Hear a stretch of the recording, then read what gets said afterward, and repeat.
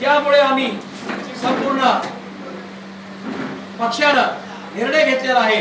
माझ्याबरोबर बुद्ध समाज आहे, लेवा पाटील आहेत, वडार समाज आहे, बंजारा समाज आहे, मुस्लिम समाज आहे, माझ्या पक्षाचे पदाधिकारी आहेत, अनेक जाती धर्माचे लोक आहेत। आम्ही सर्वांनी मिळून कोर कमिटीने, केंद्रीय कोर कमिटी आणि राज्य कमिटी यांनी निर्णय घेतलेला आहे की यावेळेस 2019 ला भारतीय जनता पक्ष आणि शिवसेना या जातीवादी पक्षाला रोखण्याचं काम आम्ही निश्चितपणे करणार आहोत। मतपेटीतून आमचा उद्रेक आपल्याला सर्वांना दिसेल आणि त्यासाठी आमच्यावर जे अत्याचार झाले, या महाराष्ट्राला वेगळा गृहमंत्री नाही, सगळ्यात अत्याचार खून खराबा जर झाला असेल तो नागपूरमध्ये झाला।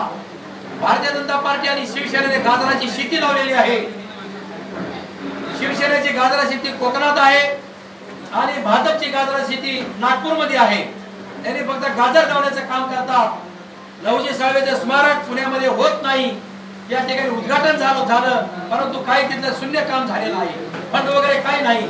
अण्णाभाऊ साठे स्मारक घाटकोपरला व्हावं अशी आमची इच्छा होती मातंग समाजाची, भाजप सरकार काहीतरी करेल, परंतु त्यांनी गाजर लावण्याचं काम केलं।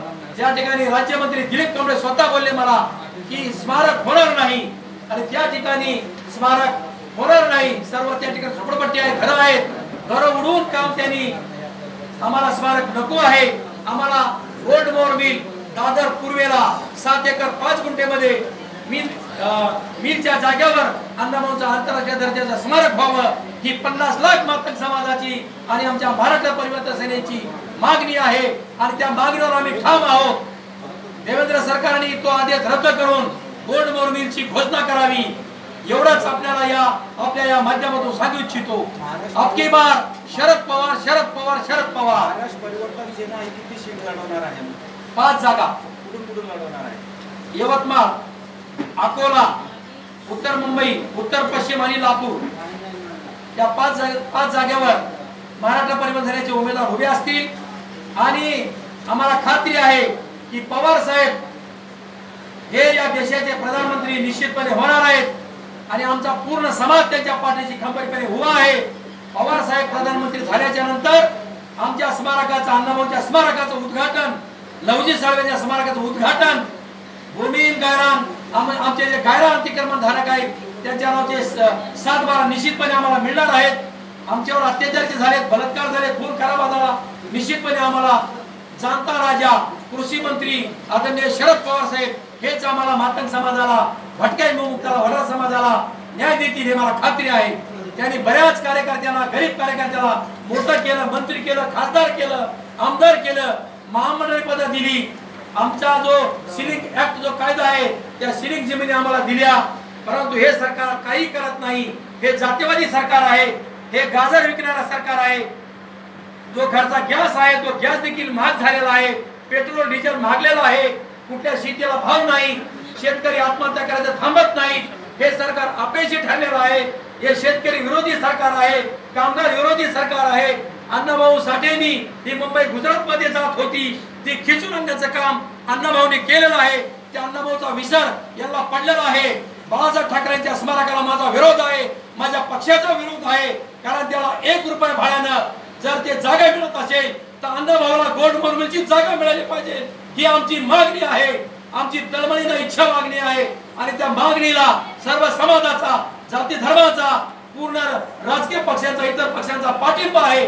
पवार साहेब स्वतः आणि अजितदादा यांच्या पाठीशी आमचा समाज खंबीरपणे निश्चितपणे उभा राहणार आहे आणि अजितदादा आणि पवार साहेब हे निश्चितपणे मातंग समाजाला न्याय देतील, दलित समाजाला न्याय देतील ही आम्हाला खात्री पटलेली आहे। आणि म्हणून मी आमचे मत परिवर्तन म्हणजे मतामध्ये विभागणी होऊ नये म्हणून मी हा निर्णय घेतलेला आहे।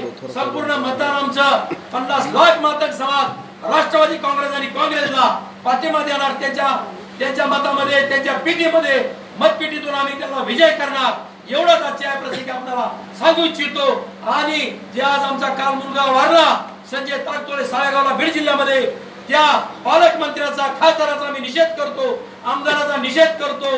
दिलीप कांबळेंनी न्याय दिला नाही। मी 25 लाखाची मागणी केली होती आणि त्यांच्या एका भावाला अण्णाभाऊ साठे महामंडळाने शिपाई म्हणून पदावर लावावं अशी देखील मागणी केली होती, परंतु हे सरकार गेंड्याच्या कातडचं सरकार आहे, हे जातीवादी सरकार आहे.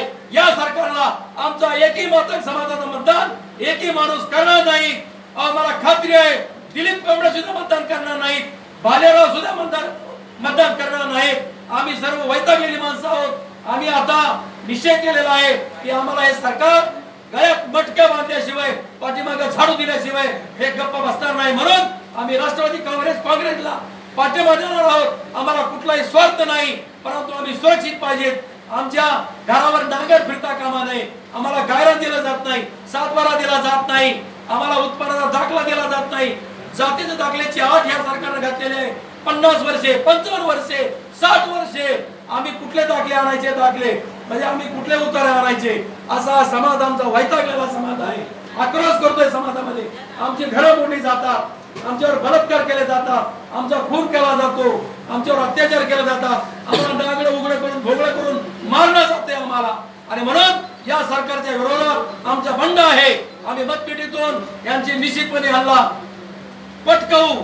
इनको हम पटक देंगे, भाजपा सेना को पटक देंगे, पटक देंगे. इनको हम सरकार में नहीं चलने देंगे. ये ब्राह्मणवादी शाही नहीं चलेगी. सिर्फ इधर हिंदुस्तान में दलित, मुस्लिम, ओबीसी इनका सत्ता चलेगी.